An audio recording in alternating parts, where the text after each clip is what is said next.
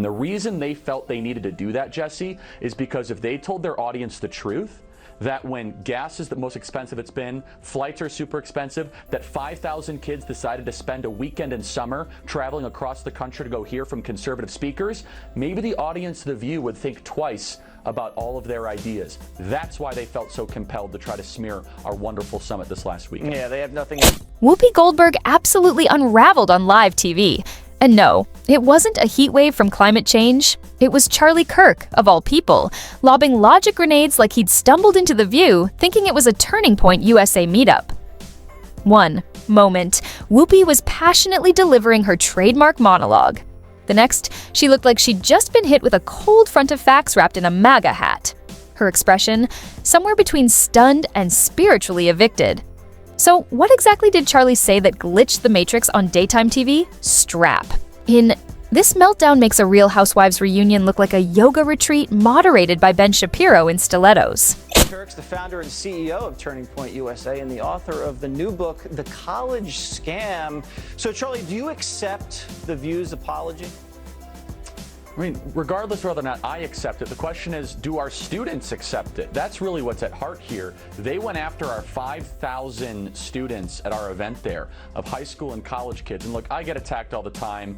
People say false things. I'm a public figure. But when you go after 16 and 17-year-olds that travel from across the country that then have to live for the rest of their life with a shadow over them because someone at ABC says that they might be linked to neo-Nazis. There she was again, Whoopi Goldberg, the self-anointed empress of midday commentary, reigning from her plush perch on The View. With every word, she radiated that unmistakable aura of righteous conviction, the kind that could probably power an entire zip code if harnessed as clean energy. For years, Whoopi has thrived in a bubble of near immunity, where bold claims and half-checked facts are served with a smirk and sealed with applause. Armed with zingers, selective sound bites, and the ever-reliable affirmation of her studio audience, she's ruled her segment like a monarch in a kingdom where dissent rarely gets past the drawbridge. Welcome back. You know, in Monday's conversation about Turning Point USA, I put the young people at the conference in the same category as the protesters outside. And I don't like it when people make assumptions about me. And it's not any better when I make assumptions about other people, which I did. So, my bad. I'm sorry. Okay. So, the state... Until one particularly combustible day, when Charlie Kirk, yes, that Charlie Kirk, decided he was done letting talk show sermons go unchecked. Now, let's be honest. Charlie's not exactly the first name that springs to mind when you imagine a takedown artist targeting daytime TV royalty. But that day, he rolled in with a digital guillotine, locked, loaded, and dripping in timestamps, clips, and cold, hard receipts. And the best part? He didn't even have to share airspace with Whoopi. No studio showdown, no live audience. Just Kirk behind a mic, lobbing a rhetorical grenade from the cozy confines of his podcast studio, then casually sipping his coffee as the internet caught fire behind him. What did it take for us to get to the point of an apology? We had to threaten a lawsuit, Jesse. And by the way, we're still entertaining it. We're talking to some of the best lawyers out there that are experts in this. And as you know, these things can be very complicated. There's a lot of facts and circumstances around it. But we're not going to let this go because you should not be able to smear 5,000 high school and college kids and then just be able to walk. The target? A particularly smug take, served up with the usual garnish, studio chuckles, audience cheers, and the synchronized head nods of panelists locked in groupthink. It had all the trimmings of a typical View moment until Charlie Kirk noticed a hairline fracture, a logic gap so wide it practically held up a neon sign reading, "Please dismantle me." And like any savvy digital gladiator with a mic, a following, and a working relationship with reality, Charlie didn't hesitate. He zeroed in, armed with receipts and ready for impact, because sometimes facts hit harder than clapbacks. Disgusting, gross elitism and her complete out-of-touch nature with respect to the rest of the world. Sunny Hostin goes on The View and decides now would be a great time to dump all over the so-called uneducated. What we did not have is white women who voted about 52%, right, for Donald Trump. Uneducated white women, is my understanding. Just because you didn't go to college doesn't mean you're stupid, and it doesn't mean that you don't have wisdom. You can go to college and get a bunch of irrelevant facts about how men can allegedly give birth or whatever they teach. But I said this to our team. I said working people, the muscular class, including working women, they are so in favor of Trump and they don't want to be called stupid or We open with something no one expected, a shocking apology, but not from Whoopi. Before delivering his intellectual haymaker, Charlie Kirk took a beat, a single, calculated breath, to set the stage. And in that moment, he did something countless media watchers have been begging for from their couches and comment sections. He actually checked the data.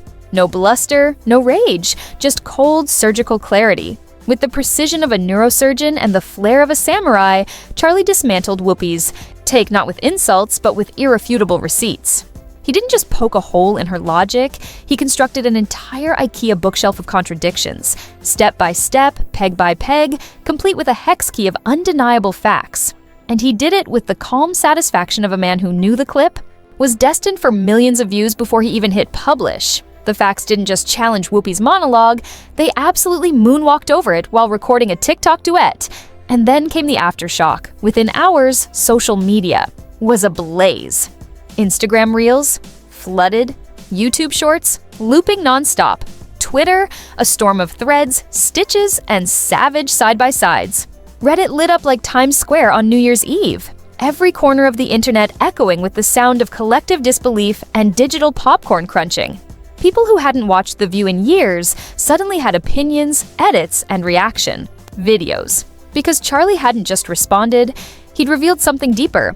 A commentary style that, once peeled back, looked less like journalism and more like a house of cards held together with smug vibes and studio applause. We begin with a shocking apology just a short time ago from the ladies of The View to Turning Point USA. A war of words broke out after the conservative group was rallying the next generation of voters at its youth summit in Tampa, Florida this weekend. And the liberal panel just couldn't help themselves. The group sent a scathing cease and desist letter after hosts on The View suggested that Turning Point had embraced neo-Nazis who showed up outside. Viewers, casual and loyal alike, started asking questions, dangerous ones. Wait, did she just make that up? How did that get a round of applause? The sacred bubble of daytime television, once airtight and self-reinforcing, began to hiss with the slow, unmistakable deflation of a narrative losing its grip. Whoopi hadn't just been challenged, she had been digitally disrobed by someone who never even stepped foot on the soundstage. Suddenly, the comfort zone didn't feel so comfortable. The studio, once a throne room for pre-approved opinions and safe sound bites, began to feel just a little exposed. You could feel it in the air, in the mistimed laughs, in the punchlines that used to slap but now landed with a soft, uncertain thud. Something had shifted. And Whoopi? She was still there, still commanding the table like a battle-tested general. But something in the delivery had changed. The fire that once scorched now flickered. The conviction? Still present, but with a hairline fracture. Her rhythm felt a bit too polished, like a tribute act trying to recreate past triumphs without the same spark behind the eyes. Because this moment wasn't just about what Charlie Kirk said, it was about what he revealed. That you don't need a full production crew, a studio audience, and a designer wardrobe to pull back the curtain. All it took was a podcast mic, a Wi-Fi signal, and the willingness to calmly say what others were thinking. You let them in and you knew what they were. Right. So you are complicit. I want to make a quick clarification about the neo-Nazi Turning Point event. They were outside protesters. My point was more metaphorical, that you embraced them at your thing, I felt.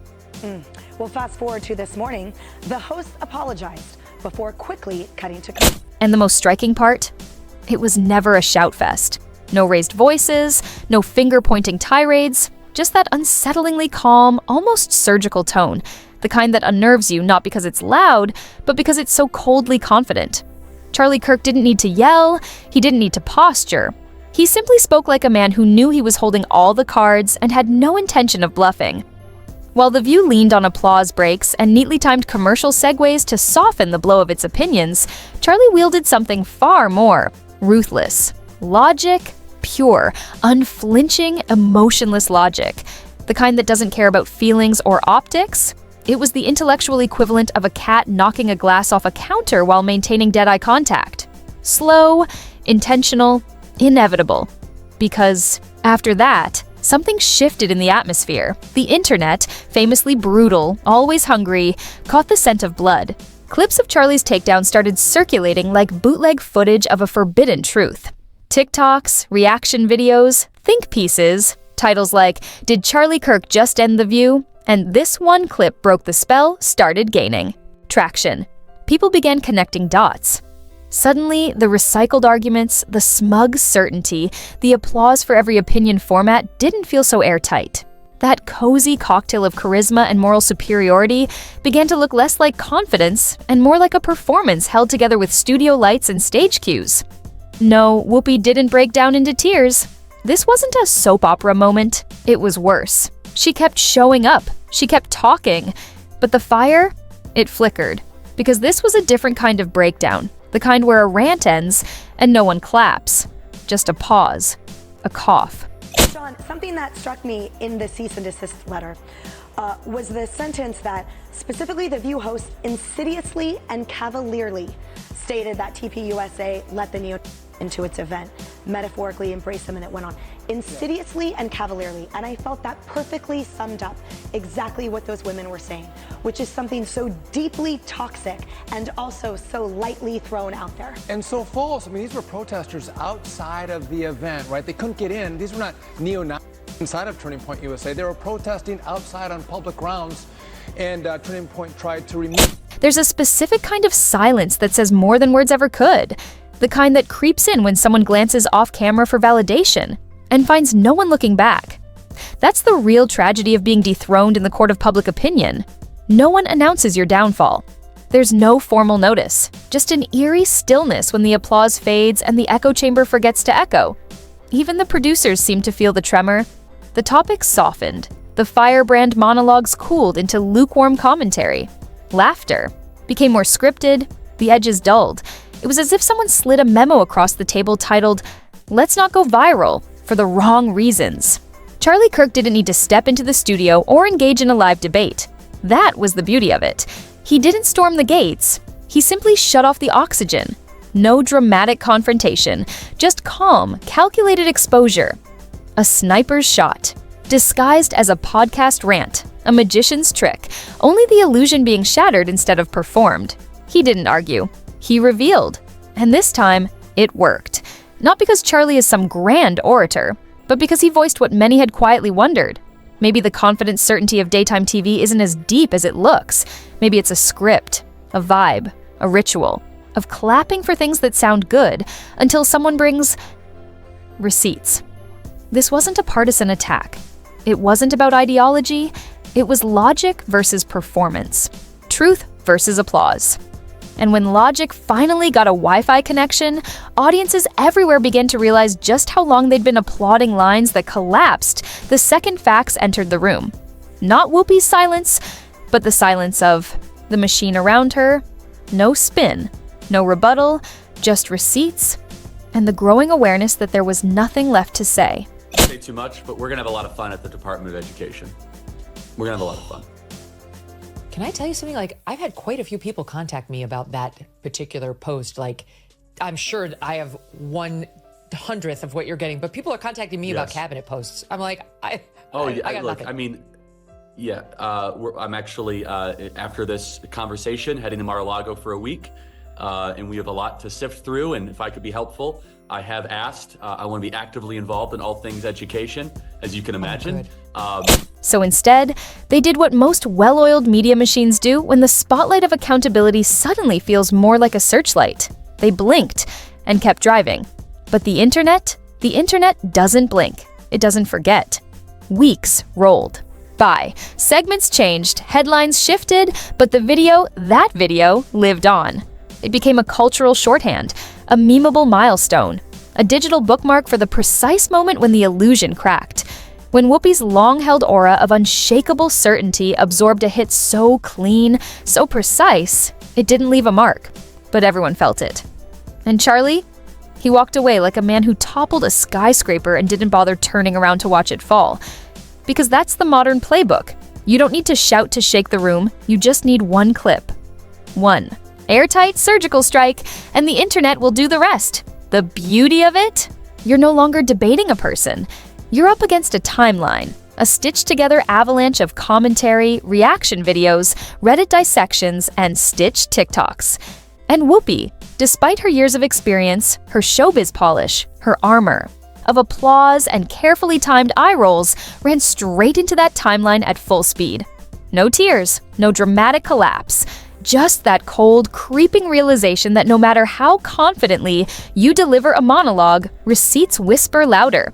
It wasn't just a viral moment, it was an inflection point, the cultural equivalent of someone finally saying, hey, maybe that live, laugh, love wall art is actually just cringe, because this wasn't some forgettable internet spat. This was the day Charlie Kirk, armed with a mic, a signal, and the blunt force of basic logic, did what no shouting match, no Twitter, war, no on-air sparring session had managed to do. A liberal came to speak at University of Kentucky, they'd give an open mic like I just did to a conservative and had a discussion like this. I certainly hope they would. No, they wouldn't. Because speech is not a left-wing value. That is why they have to deploy shock troops called Antifa to go after everywhere I go. When I go to University of California, Davis next week, there has to be 120 police officers because of the threats, the violent threats of liberals that want me dead, that want to disrupt us. Let's not kid ourselves. Daytime TV has operated for years, like a glitter-drenched oracle of absolute truth. The sets sparkle, the outrage is perfectly timed, and the audience, they're trained better than Pavlov's dogs. A round of applause on cue, gasps on demand. The hosts could say practically anything, no matter how shaky, speculative, or half-baked, and be met with knowing nods, canned laughter, and the occasional "Yas, Queen" from someone in the third row who showed up for the free t-shirt and stayed for the confirmation bias. Logic, that rarely made the guest list, but high-volume certainty always had a front row seat. And then, enter Charlie Kirk. No tantrum, no stage storming, no dramatic confrontation. Just a man, a mic, and a camera lens. He didn't even set foot on set. He simply pressed record and, with unsettling ease, shattered the fourth wall of daytime delusion like it was made of dollar store plexiglass. Here's the kicker. It wasn't even what he said. It was how he said it, effortlessly, methodically, without bells, whistles, or emotional piano swells. Charlie didn't come with catchphrases or production value.